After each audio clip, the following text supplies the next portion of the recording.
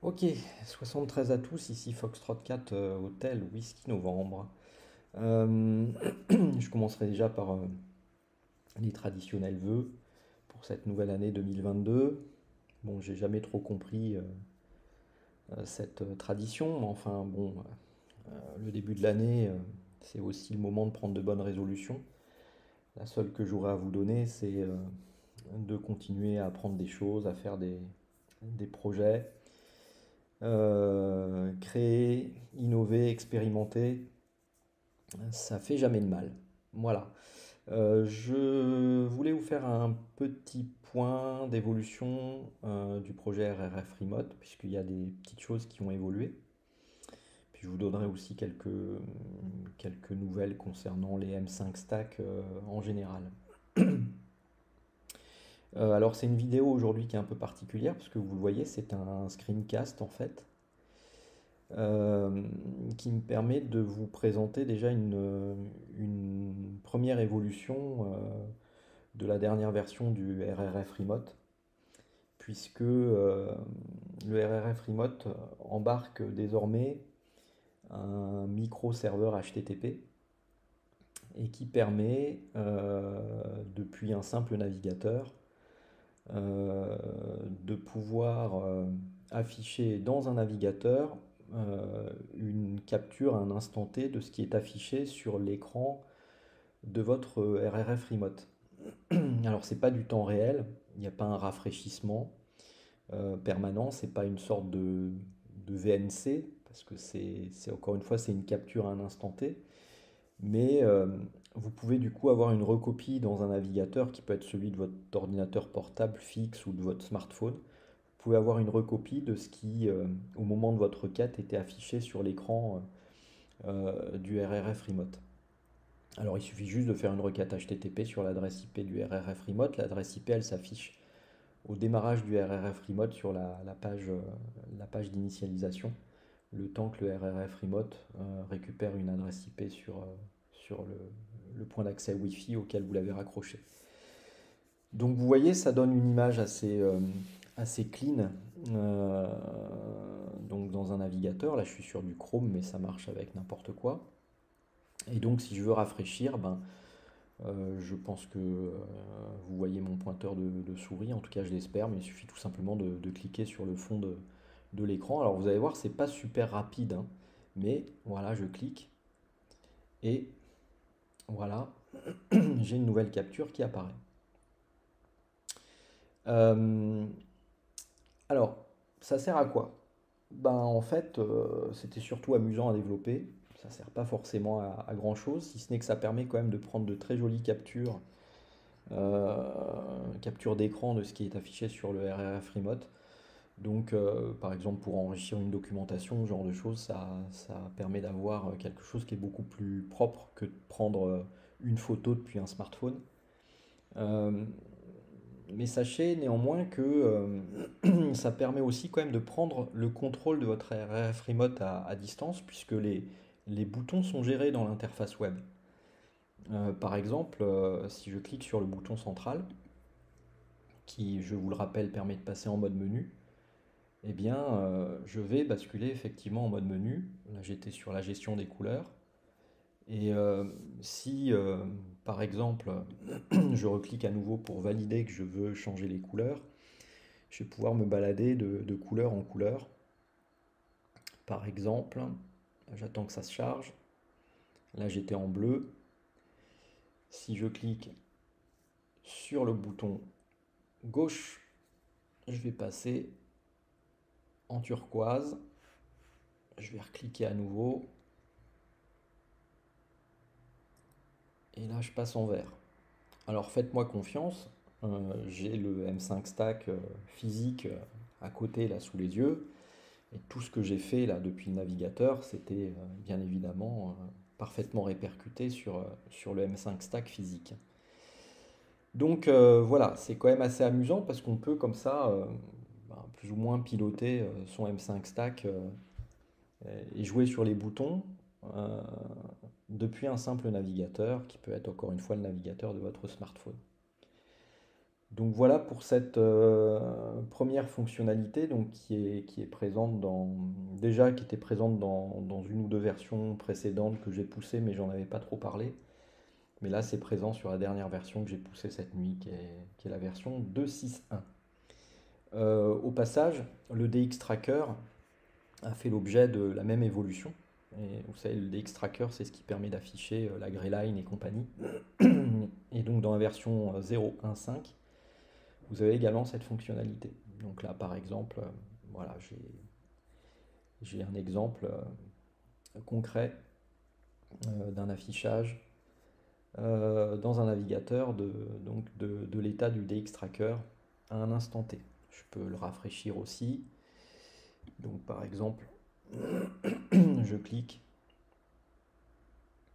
voilà. Encore une fois, ça prend du temps, hein. Faut dire aussi que là, j'ai une connexion Wi-Fi qui est à l'autre bout de l'appart. Et je vous rappelle que les M5 Stack n'ont pas d'antenne extérieure, hein. Donc voilà. Euh, mais ça fonctionne. Ok. Euh, on revient sur le RRF Remote. Euh, donc la première évolution, donc cet outil de prise de contrôle à distance et de capture depuis un navigateur. La deuxième évolution, ben, ceux qui ont un peu l'œil affûté vont le remarquer tout de suite. Il y a désormais le suivi également du salon expérimental, ce qui n'était pas le cas auparavant. Alors pour vous faire un petit historique rapide, le salon expérimental est un des salons du RRF, mais qui était à l'origine dédié essentiellement à l'expérimentation. Et donc il n'était pas trackerisé, pour utiliser un néologisme, c'est-à-dire qu'il n'était pas suivi par le tracker, donc j'avais pas d'informations en provenance du tracker pour pouvoir éventuellement, via les API, les retravailler et pourquoi pas les afficher sur le remote. Mais depuis maintenant un mois, le salon expérimental est trackerisé. Donc vous le trouvez sur le RRF Tracker par exemple. Et donc je collecte depuis donc un mois des informations en provenance de ce salon qui en fin de compte est un salon sur lequel il y a peu d'expérimentation et beaucoup de QSO. C'est un peu curieux, mais c'est comme ça. Et donc, bah, puisqu'il y a de l'activité sur ce salon et qu'il est trackerisé, et bien maintenant les informations sont présentes également sur le RRF Remote. Alors ça a nécessité euh, de compresser un peu, enfin de réduire un peu la zone avec les histogrammes d'activité sur la journée, mais c'est pas tellement grave. Euh, Troisième évolution de cette version 2.6.1, un certain nombre d'utilisateurs du remote m'ont dit bah, c'est bien ton truc, mais c'est écrit petit. Bah ouais, je peux pas faire de miracle, hein, c'est un écran 2 pouces, c'est du 320 par 240. Et forcément, bah, il y a une surface d'affichage qui est quand même relativement réduite. Euh, il y a aussi beaucoup d'informations qui s'affichent. Là, par exemple, on voit effectivement l'état de la propagation, etc. Mais pour ceux qui connaissent, il y a tout un tas d'informations qui défilent régulièrement. Et je conçois tout à fait que ça soit écrit petit. Bon, moi, perso, je porte des lunettes, hein, parce que de toute façon, depuis 4-5 ans, je voyais de moins en moins de près, ce qui est un vieillissement normal de la vision. Donc moi, ça ne me dérange pas de lire, j'arrive à lire hein, sans problème, même si effectivement, je conçois que ça soit petit. Euh, Il y en a d'autres aussi qui m'ont dit, il y a tout un tas d'informations qui s'affichent, mais en fait, on s'en fiche un peu. Enfin, il y a des informations, ça ne nous intéresse pas. Donc du coup, j'ai entendu bien sûr ces retours et j'ai introduit la notion de mode d'affichage. Alors je vais vous montrer, on va passer à nouveau en mode menu et on va aller donc, ça doit être sur les menus qu'il y a sur la droite, c'est pas luminosité, Ça doit être celui-là, je pense, si mes souvenirs sont bons. Voilà. Donc maintenant, vous avez un menu mode. Donc il faut considérer que ce que vous connaissez aujourd'hui du remote, c'est ce que j'ai appelé le mode expert. C'est-à-dire qu'effectivement, il y a tout un tas d'informations. Et désormais, vous avez éventuellement la possibilité de passer en mode basique. Voilà. Donc voilà ce qui s'affiche. En mode basique, vous avez sur la gauche une version allégée de la sorte de scanner en fait qui est proposé en mode expert. Donc vous voyez du coup, sachant que là je suis sur RRF, on voit les 6 autres salons du RRF, 6 parce qu'il y a expérimental maintenant. Donc si jamais ça cause sur un de ces salons, ben, vous verrez l'information avec l'indicatif du call en cours d'émission qui va s'afficher.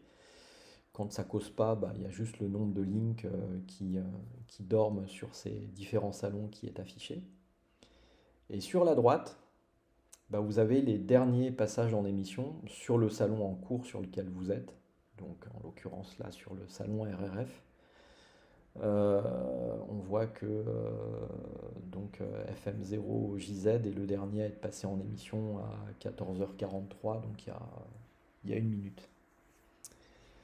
Voilà, donc vous voyez beaucoup moins d'informations du coup, et c'est écrit plus gros. Donc possiblement une lecture plus aisée pour ceux qui ont des problèmes de vue. La quatrième évolution, alors je ne vais pas pouvoir vous la montrer, enfin certains l'ont vu, parce que j'avais fait une petite vidéo rapide, mais elle introduit également la prise en charge d'alertes lumineuses. Alors, j'explique. Dans l'écosystème M5 Stack, vous avez tout un tas de modules divers et variés, le plus souvent, généralement, beaucoup d'OM qui sont équipés ont récupéré un module complémentaire pour avoir une batterie un peu plus QRO.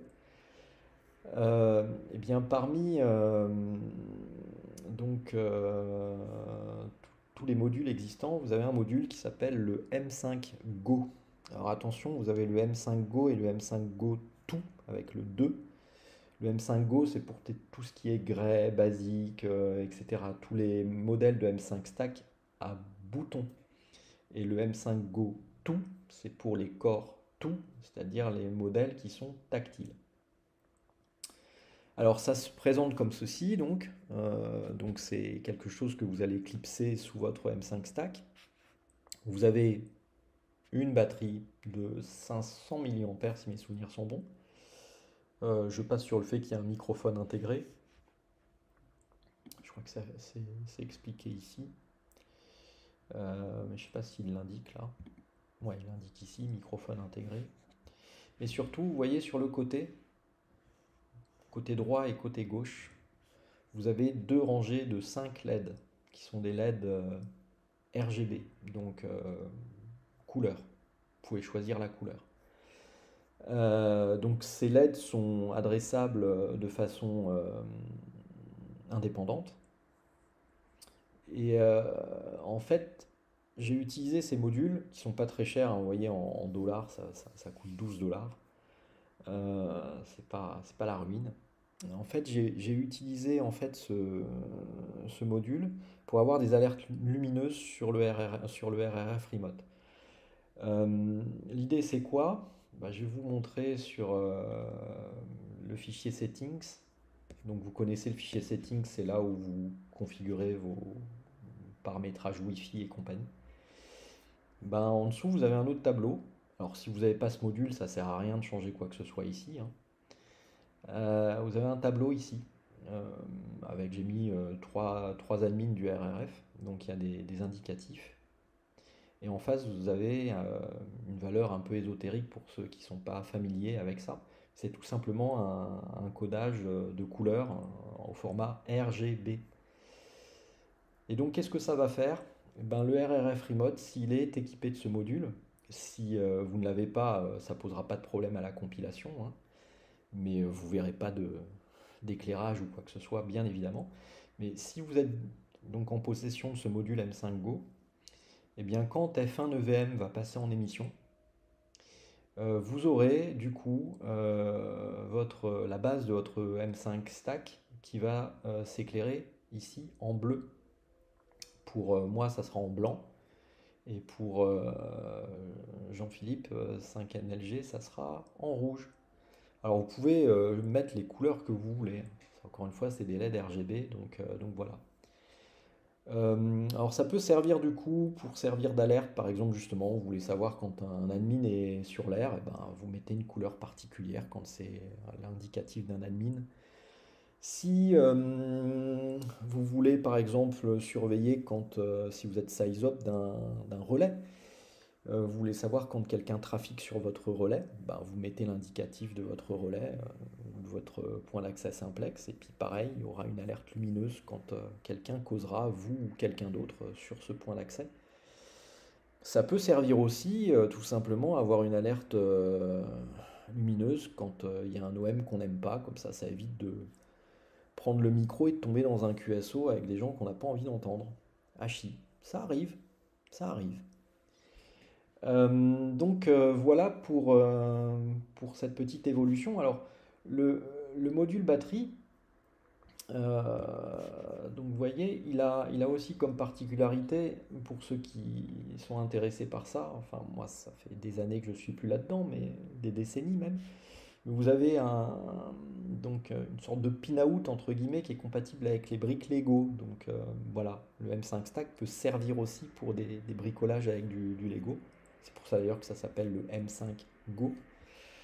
Et l'autre chose qui est intéressante, c'est que vous avez ici un pin-out Pogo. Ça ressemble un peu au MagSafe, c'est-à-dire qu'en complément de ce module, que vous clipsez à l'arrière de votre M5 Stack. Vous avez également un autre module qui coûte 4,50 $, donc c'est vraiment rien, qui est lui le module de charge, en gros de base, hein.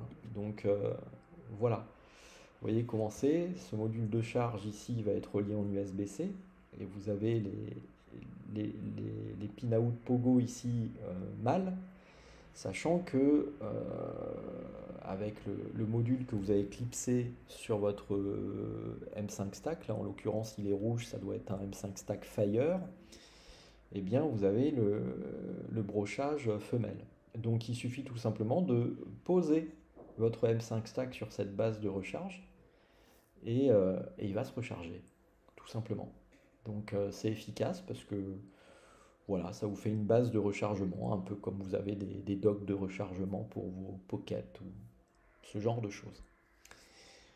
Voilà, je termine par une petite information d'ailleurs complémentaire concernant l'écosystème M5 Stack.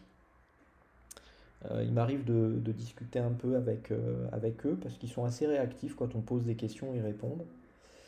Euh, Il y a, il y a des petites nouveautés, il y a des petits changements. Par exemple, le modèle M5 Stack Grey que moi j'aime beaucoup, a priori ne sera plus fabriqué. Mais je vous rassure, il y a toujours le modèle basique, il y a toujours le modèle Fire, etc. pour les modèles à boutons, hein. Euh, et puis il reste toujours aussi les modèles bien sûr tactiles, le Core2, le AWS. Je ne sais pas si vous aviez vu aussi, mais il y a un modèle un peu durci qui peut avoir du sens pour justement des usages radio amateurs. Je ne sais pas s'il est là. Je vais essayer de regarder. Je ne sais pas trop où est-ce qu'il. Voilà, ici. Alors il n'est pas en stock là, mais on le trouve ailleurs, hein. On le trouve sur AliExpress notamment. Vous voyez, vous avez là aussi un modèle qui est tactile, mais qui est un peu durci, avec toutes les normes qui vont bien. Donc je sais plus où est-ce qu'il en est en norme IP quelque chose, mais il me semble il est un peu durci quand même. Donc voilà. Ouais, waterproof. and Dust Proof. Voilà. Donc avec une connectique un peu différente. Bon, bref. Donc il y a des produits quand même encore qui sortent, qui existent. Et puis le M5 Stack est vraiment hyper actif. Il y a des tas de projets, des tas de modules qui sortent, etc. En tout cas, le M5 Stack Grey, a priori, est end of life, donc il sera plus fabriqué, mais encore une fois, il reste les basiques, etc. D'ailleurs, le basique a été un peu revu et amélioré. Donc je pense que c'est pour ça, d'ailleurs, ils se sont dit, ça fait un peu doublon, donc voilà, on va cleaner un petit peu la gamme. L'autre info qui est intéressante, c'est que je leur ai posé la question de savoir si ils envisageaient de sortir un jour un modèle avec un écran un peu plus grand. Tous les M5 Stack sont avec des écrans 2 pouces, avec une dalle IPS. Je leur ai dit à quand un 3,2 pouces. Et ils m'ont tout de suite répondu. Ils m'ont dit pour l'instant on n'a rien prévu, mais une chose est sûre, c'est que si on sort donc un M5 Stack Core donc, à base de SP32, ça sera sur un écran plus grand que 3,2 pouces. Donc euh, quelque chose me dit qu'ils y réfléchissent quand même. Et je suis sûr qu'il y aurait voilà, une utilisation possible. Donc à suivre. Voilà. Voilà pour aujourd'hui. Sinon, bah, je vous invite aussi à aller consulter, si vous ne l'avez pas fait, la vidéo, la série de vidéos, parce que c'est une série qui a été publiée sur la chaîne de Pascal VA2PV, que je salue d'ailleurs. Donc la chaîne Labo en ligne, je pense que vous êtes nombreux à la connaître. Donc il y a une première vidéo donc, concernant le RRF avec une interview de Stéphane, 5LGW, que je salue aussi. Et une deuxième vidéo donc, dans laquelle je suis intervenu à mon tour pour parler du RRF et de la tuyauterie un petit peu du RRF. Donc je vous encourage à aller consulter ces deux vidéos si ce n'est pas déjà fait.